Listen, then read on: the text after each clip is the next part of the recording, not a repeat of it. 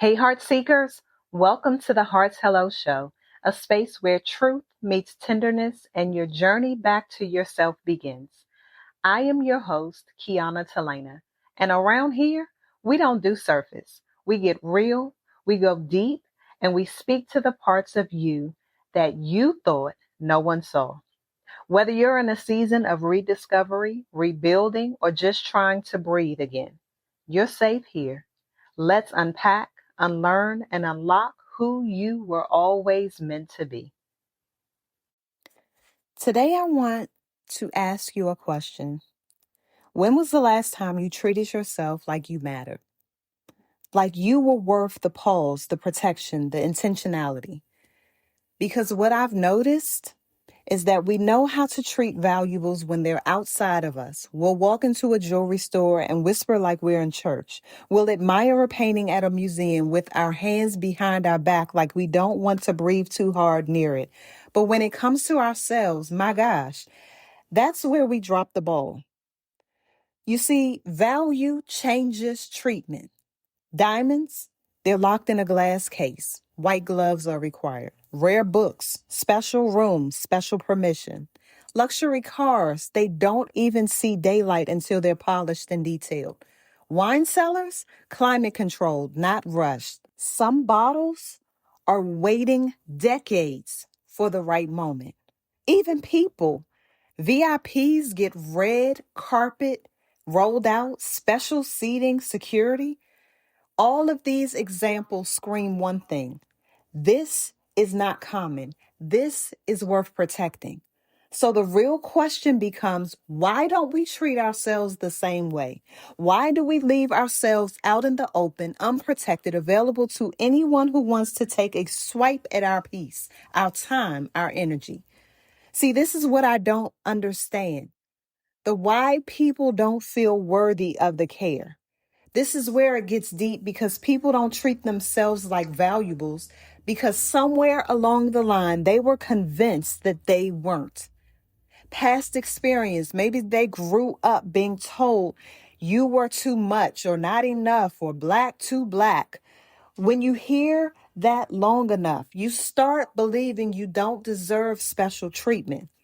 And then we have this comparison culture where social media will have you thinking you're behind, less than, disposable. And when you don't see yourself measuring up, you don't place yourself behind the glass, you put yourself on clearance. Or is it your fear of rejection? Some people lower their price tag just because so that people will choose them.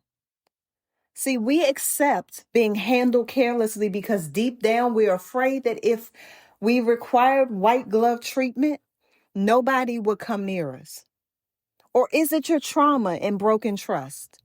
Being mishandled leaves scars. And if you've been dropped, abandoned, or overlooked enough times, you start treating yourself the way others treated you, carelessly. And let me tell you something. None of that erases your worth. It just clouds how you see it. So here's the truth. Things of value don't argue about being valuable. They just are. The diamond doesn't beg to be put in the case. The painting doesn't explain why it needs glass over it. The worth is already established. Your job isn't to convince people of your worth. It's to remember it for yourself. So what does that look like? It looks like setting boundaries even when it feels uncomfortable. It looks like saying no because protecting your energy is saying yes to yourself. It looks like requiring respect, not because you're better than, but because you are not less than. And reminding yourself daily that you don't belong on the clearance rack. I'll say it again. You are not to be handled carelessly. Who told you that your value is based upon what someone gives you at a job? Who told you that just because this is the environment in which you grew up, that this is the only place that you're going to be? Who told you that you can't set a boundary for yourself as it relates to relationships and that you want the best of the best. Who told you that you needed to settle for less? See, we live in a society that feels like you have to settle in order to get something. And I beg to differ. I beg to differ. What if I decided that I did not want to settle because I knew the value that I had in myself, that I didn't need you to come and affirm me, that I already understood who I was and who I am, and that my value does not have a price tag? See, when you begin to talk to yourself about yourself, you begin to throw your shoulders back and look in the mirror and say, I'm that girl. I'm that guy, and nobody can tell me any different. When you begin to say no to those things that no longer serve you and be cool with being able to back away, that's value. And I think a lot of times people are afraid of what everyone else is going to say when you begin to put value on you. Why? Because maybe they just don't have the value or the perceived value that you have placed upon yourself because you know who you are. See, authenticity shows up different. Courage shows up different. Being okay with you shows up different than the person who has to wear the mask and be something that they are not. See, when you show up as you, your value, do you think that a diamond has to be anything other than a diamond? It doesn't need the filter. It doesn't need anyone to say, oh my gosh, you're a diamond. No, they can see that. But when you walk into the jewelry store, you know that you can't just go in and put your hands on it. You're going to have to wait for the person that works there to unlock the case and then make sure that they're asking, is this the one that you want to see? They don't just take all of them out at one time. Why is it that we don't handle ourselves with care?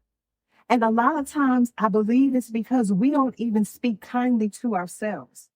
See, you are the loudest voice that you're going to hear, and you are with you from birth until the time that you die. So why would you not be speaking life into you?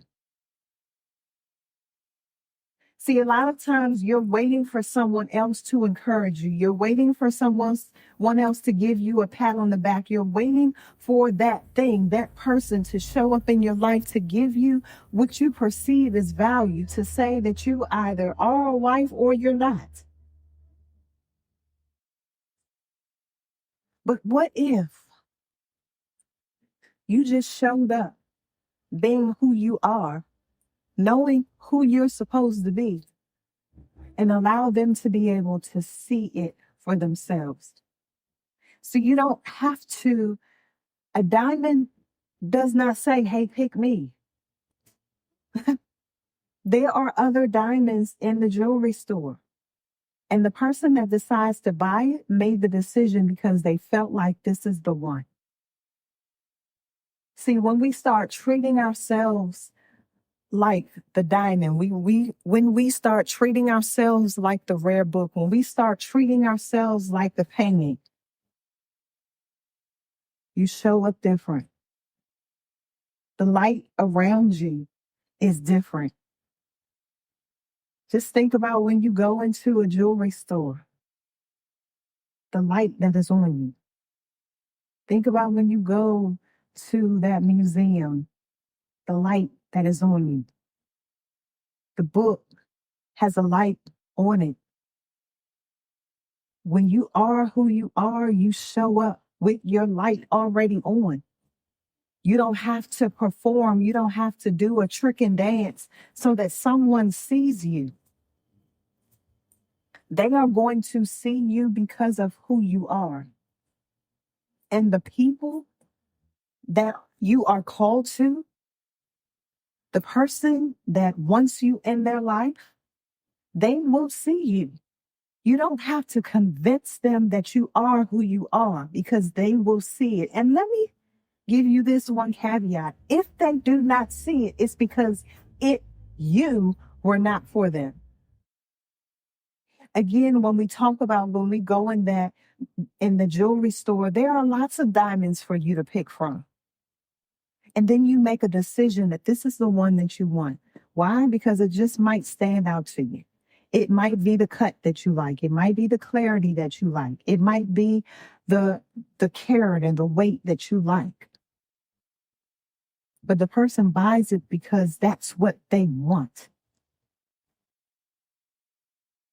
So I need you to treat yourself like you are that valuable.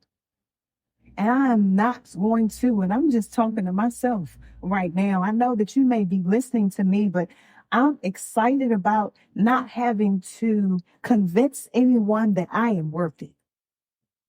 Because, baby, if you don't see all of the value that is in this girl here, that's your loss, not mine. If you don't see all that I can bring to you, that is your loss, not mine. If you don't see how I can help you elevate to the next level, that is your loss, not mine.